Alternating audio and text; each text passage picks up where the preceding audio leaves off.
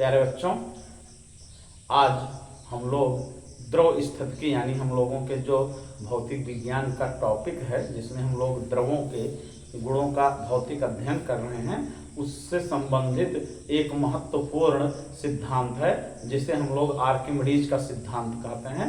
Archimedes ने ही इस सिद्धांत का प्रतिपादन किया था। तो इसके आधार पर हम लोग देखेंगे कि कैसे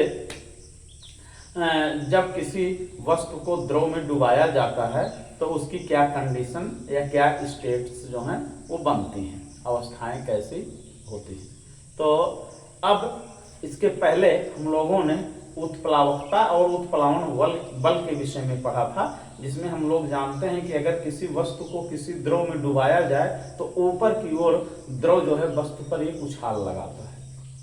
तो इसी से संबंधित आर्किमिडीज ने अपने सिद्धांत का प्रतिपादन किया था।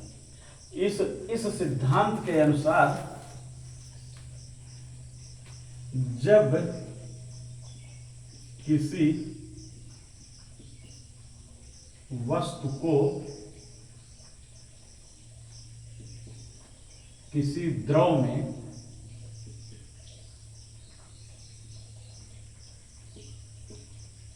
आंशिक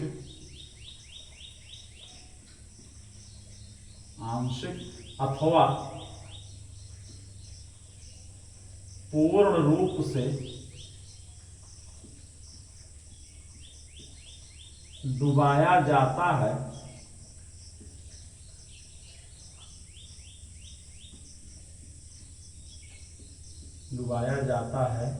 तो वस्तु के भार में होने वाली कमी वस्तु के भार में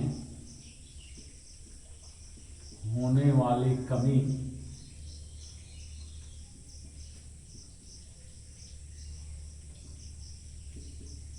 वस्तु के भार में होने वाली कमी वस्तु द्वारा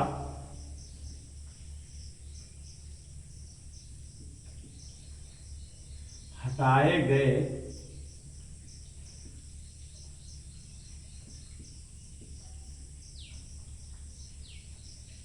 द्रव के भार के बराबर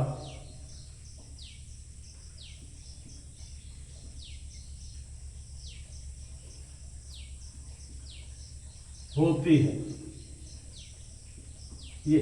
इसे आर्किमिडीज का सिद्धांत कहते हैं। उन्होंने साफ साफ कहा था कि अगर किसी वस्तु को हम द्रव में डुबाएं, किसी द्रव में, जैसे हम उदाहरण ले लीजिए पानी, अगर हम किसी वस्तु को पानी में डुबाएं तो उसके भार में कमी आ जाती है।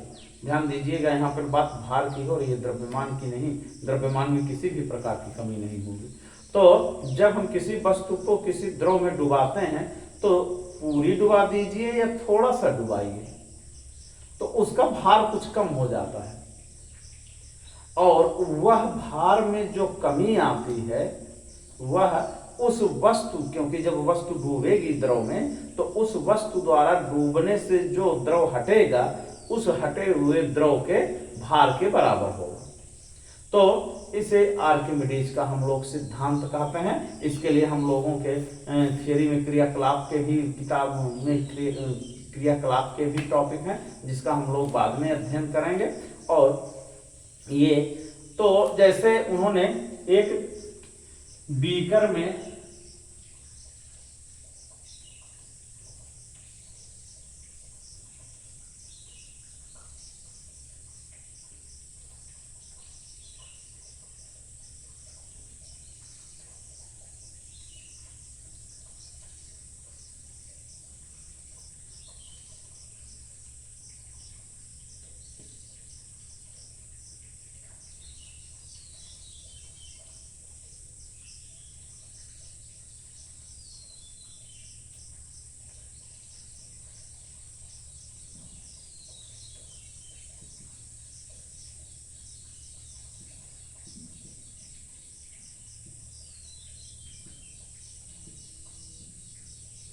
ये जल है, भरा हुआ है इसमें इसकी टोंटी तक, और यहाँ पर उन्होंने कमानी से, कमानीदार तुला जो होती है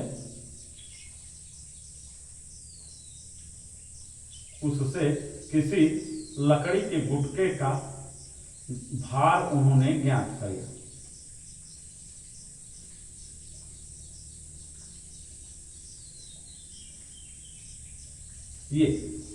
ये मान लीजिए कि लकड़ी का गुटका है, इसको बाहर तौला गया है स्प्रिंग तुला से।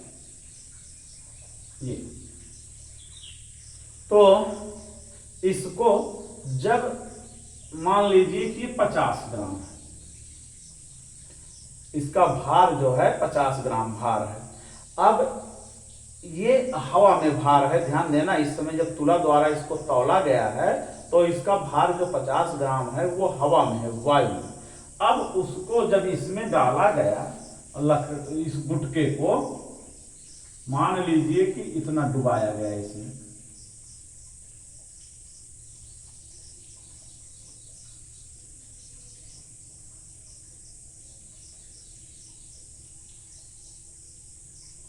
इस स्तर तक डुबाया गया इसको।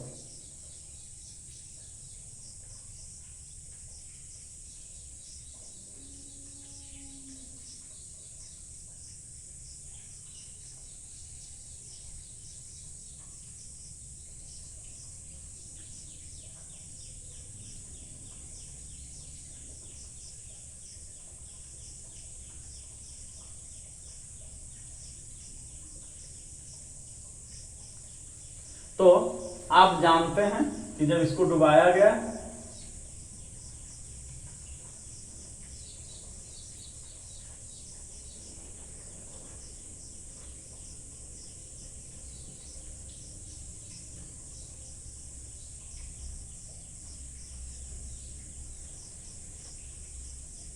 तो इसको जब इसमें डाला जाएगा तो यह वस्तु जब द्रव में डूबेगी, पानी में डूबेगी, तो डूबने के कारण ये अपने आयतन के अनुसार जल को या द्रव को विस्थापित करेगी। उस विस्थापित हुए द्रव को इस बर्तन में कलेक्ट कर लिया गया, इकट्ठा कर लिया गया। अब तराजू द्वारा इसका भार अब कितना है उसको पता कर लिया गया। मान लीजिए कि ये जो है अब भार इसका 15 ग्राम रह गया, कब? जब जल में डुबाया गया। तो क्लियर बात है कि इसके भार में जो 35 ग्राम की कमी आई, क्योंकि इसका हवा में भार 50 ग्राम है, तो जब इसके भार में 35, अब पानी में तौल करके देखा गया तो इसका कांटा जो है ऊपर 15 ग्राम पे शो कर रहा है, तो इसका मतलब इसके भार में 35 ग्राम की कमी आई। अब अगर इस विस्थापित हुए द्रव को तौला जाएगा तो इसका भार भी 35 ग्राम होगा, 35 ग्राम से अधिक या कम नहीं होगा। इसी को आर्किमिडीज का सिद्धांत कहते हैं। आर्किमिडीज ने अपने सिद्धांत के द्वारा ही यूनान के राजा के मुकुट की शुद्धता का पता लगाया था, जिसके कारण वे इस संसार में मशहूर हो गए और उनके नाम से आर्किमिडीज का ये सिद्धांत, और उन्होंने भौतिक विज्ञान और गणित में अपने कई नियम दिए। तो यहाँ पर द्रव स्थितिकी से संबंधित जो आर्किमिडीज का सिद्धांत है वही वो यही कहता है कि अगर किसी वस्तु को किसी द्रव में पूरी या आंशिक रूप से डुबाया जाए तो वस्तु के भार में होने वाली कमी वस्तु द्वारा हटाए गए द्रव के भार के बराबर होती है। यह आर्किमिडीज का विश्व प्रसिद्ध सिद्धांत है। तो इस आधार पर अब द्रव द्वारा ऊपर की ओर लगाया गया बल, जैसा कि हम लोग जानते हैं उत्प्लावन बल होता है, वह उत्प्लावन बल हम लोगों ने इसके पहले के अंक में पढ़ा था कि वो वस्तु के घनत्व के द्रव के घनत्व के बराबर होता है।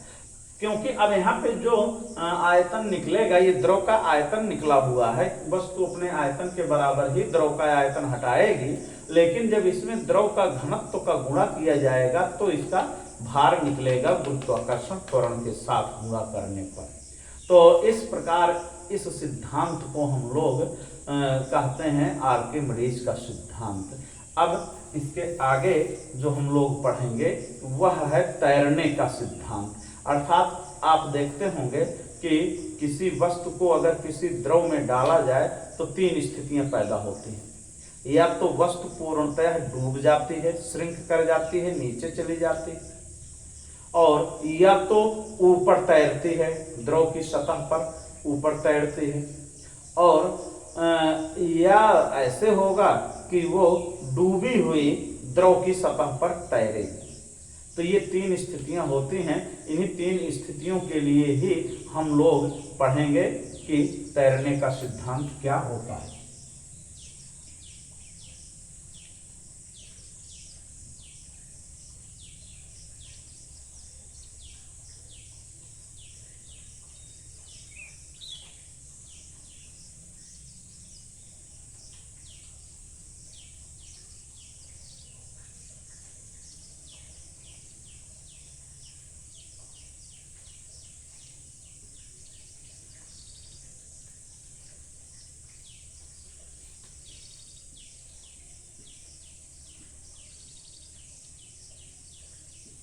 तैरने का सिद्धांत।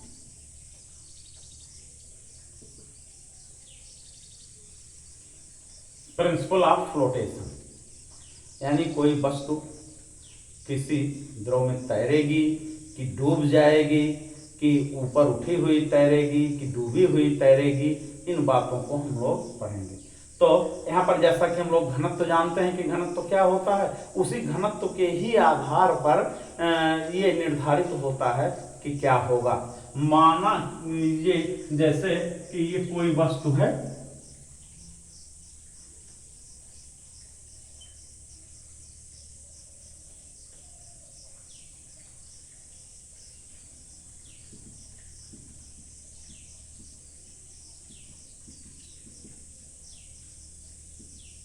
अब इसमें कोई वस्तु हमने डाला तो वो जो है यहाँ पे डूब गई।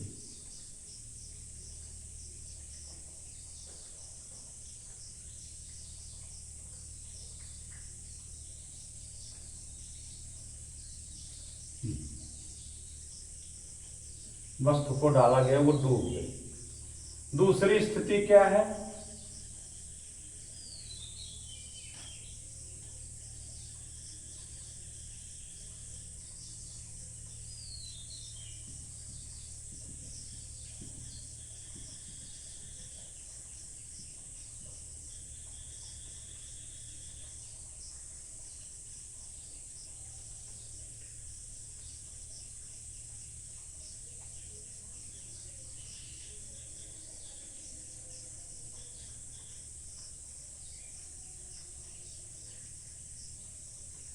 ये वस्तु जो है द्रव पर उठी हुई तैर रही।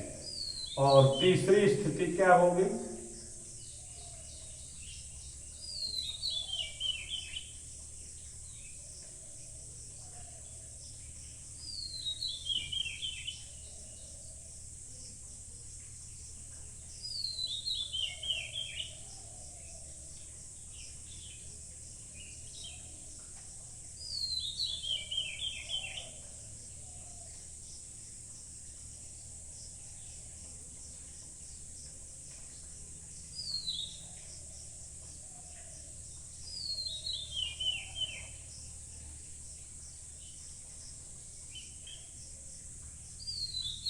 ये वस्तु की सतह पर डूबी हुई तैरेगी।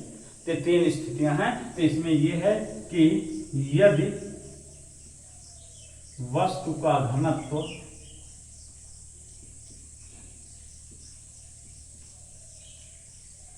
द्रव के घनत्व से अधिक है,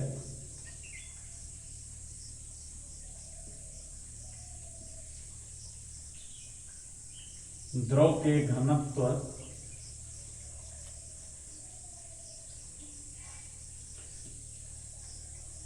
घनत्व से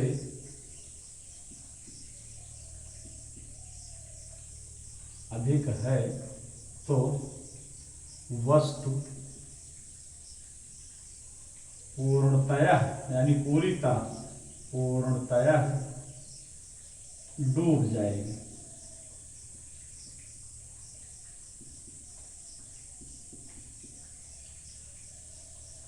दूसरी स्थिति है यदि वस्तु का घनत्व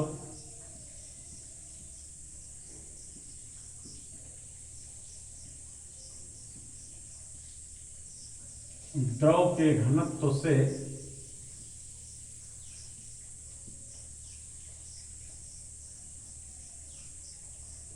कम है तो वस्तु उठी हुई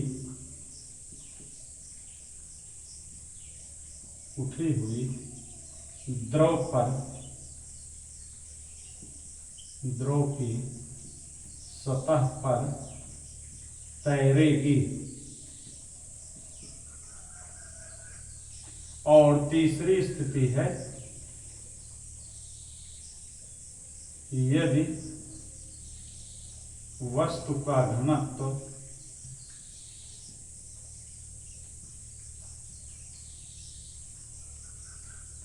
द्रव के घनत्व के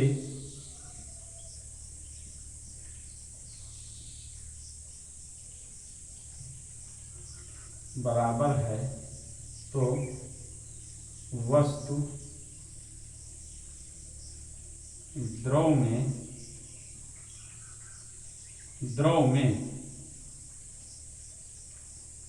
डूबी हुई तैरेगी। तो वस्तु द्रव में डूबी हुई तैरेगी। ये तीन स्थितियां हैं जिसमें हम देखते हैं कि कैसे किस आधार पर कोई वस्तु जो है किसी द्रव में डूबी हुई तैरती है या एकदम से डूब जाती है या ऊपर उठी हुई तैरती है। तो इस प्रकार हमारा ये तैरने का सिद्धांत हुआ। अब एक महत्वपूर्ण टॉपिक है जिसे हम लोग आपेक्षिक घनत्व कहते हैं। तो आपेक्षिक घनत्व के लिए हम देखते हैं कि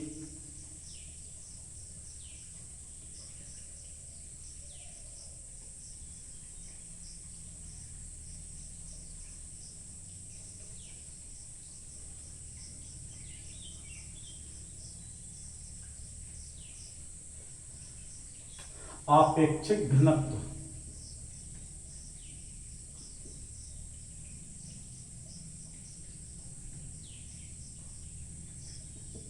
इसको रिलेटिव डेंसिटी कहते हैं। किसी वस्तु के घनत्व तथा जल के घनत्व के अनुपात को आपेक्षिक घनत्व कहते हैं। किसी वस्तु के घनत्व तथा जल के घनत्व के अनुपात को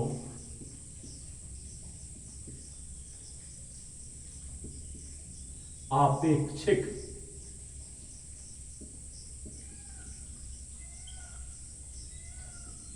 घनत्व कहते हैं।